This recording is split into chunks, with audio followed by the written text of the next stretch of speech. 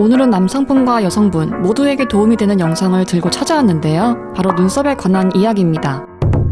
첫 번째, 눈썹 길이. 눈썹의 길이를 결정할 땐 코끝에서 눈끝 사이를 이은 가이드라인을 기준으로 하는데요. 박보검님 사진을 예시로 들면 실제 눈썹은 가이드라인보다 약간 짧은 편입니다. 왼쪽 사진을 보면 가이드라인보다 눈썹이 짧다 보니 귀엽고 순해 보이는 인상이 강조되는 반면 선에 맞춰서 길이를 빼주니 왼쪽보다 보다 안정적이고 인상이 시원해 보입니다. 개인적으로 많은 뷰티 현장들을 통해 알게 된 것은 눈썹이 지붕처럼 안구 주위에 동그란 뼈인 안화와 광대를 잘 감쌀 때 제일 안정적으로 보인다는 것이었는데요. 왼쪽 사진은 광대보다 눈썹이 짧다 보니 관자놀이 여백과 광대의 가로 너비감이 부각될 수 있는 반면 오른쪽에선 눈썹 길이를 늘리니 눈썹이 눈 골격과 광대를 자연스럽게 감싸게 됩니다. 그래서 여러분들도 눈썹을 그릴 때 눈썹이 이 지붕 역할을 잘 하고 있나 체크해보세요.